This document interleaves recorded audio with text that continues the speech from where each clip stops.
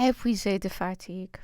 Elle s'assit sur les marches des pierres de la cour et y resta pendant 1 heure, se faisant encore l'illusion qu'on la laisserait entrer. Elle attirait les regards des passants et surtout des gens qui montaient au château, mais personne n'osait lui donner un signe de compassion. Enfin, elle se décida à s'éloigner du palais et à retourner dans mon cachot, où elle arriva exténuée et le cœur brisé par la douleur. Cependant, je sentais que mes heures étaient comptées. Il ne m'en restait plus que 48, car on n'accorde que 3 jours où condamné peut se pouvoir en grâce. Le garde des Sceaux ne voulait présenter sa supplique que les secondes jours. Le roi avait déjà imposé silence au duc de Richelieu à cet égard. Tous les amis étaient dans la consternation. Les geôliers eux-mêmes ne m'approchaient plus. Ebel, celui d'entre eux qui était attaché à mon service, ne m'adressait plus la parole. Il tournait dans ma chambre sans but. Ne sachant plus ce qu'il faisait, nous étions au mardi soir.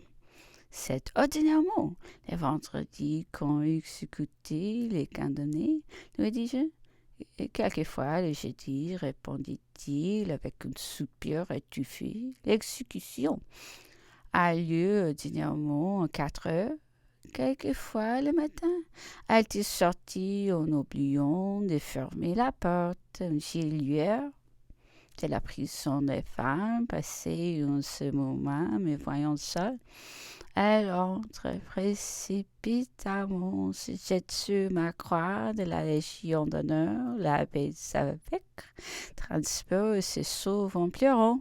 Cette action passionnée d'une femme que je n'avais jamais vue, qui était loin et à laquelle je n'avais jamais parlé, m'a pris enfin ma destinée. Ma femme vint à 6 heures pour dîner avec moi. Elle était accompagnée de sa parente, mademoiselle Dubourg. Quand nous fûmes seuls, elle me dit: il paraît être certain que nous n'avons plus rien à espérer. Il faut donc, comme on a nuit, prendre une partie, et voici celui que je vous propose. À 8 heures, vous sortirez couvert de mes vêtements, accompagné de ma cousine. Vous monterez dans ma chaise à porteur qui vous conduira rue de son père, où monsieur Portu se trouvera avec un cabriolet et vous conduira dans une retraite qu'il vous aménagée. Là, vous attendrez sans danger qu'on puisse vous faire sortir de France. Je l'écoutais et le regardais en silence. Son air était calme. Et le ton de sa voix assurée, elle paraissait tellement convaincue du succès que j'hésitais à lui répondre. Cependant, cette entreprise me paraissait folle. Il fallait bien le lui dire, mais au premier mot, elle m'interrompit. Point d'objection. Je meurs si vous mourrez. Ainsi, ne repoussez pas mon projet, ma conviction profonde. Je sens que Dieu me soutient. Enfin, je cherchais à lui représenter le nombreux geôlier qui l'enterraient chaque jour quand elle me quittait, le concierge qui lui donnait la main jusqu'à la chaise de porteur. L'impossibilité d'être si bien déguisée pour pouvoir leur donner le change. Enfin, ma répugnance invincible à l'abandonner aux mains des geôliers. Qu'arriva-t-il quand ils découvriront que je suis partie? Ces brutaux, dans leur fureur, ne s'oublieront-ils pas jusqu'à vous maltraiter? J'allais continuer.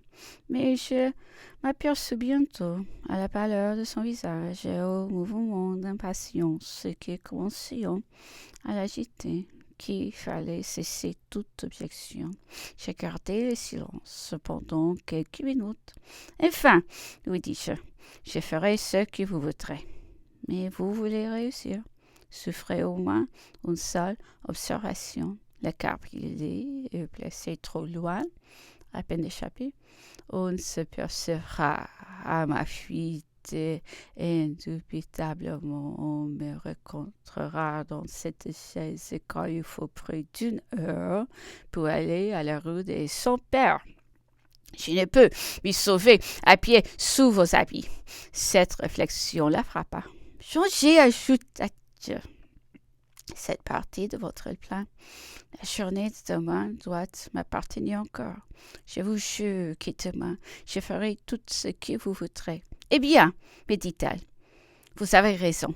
Je ferai placer le cabriolet plus près d'ici. Donnez-moi votre parole de m'obéir, car il ne nous reste que cette ressource. Je lui pris la main. Je ferai tout ce que vous voudrez et comme vous le voudrez. Cette promesse la calma et nous nous séparâmes.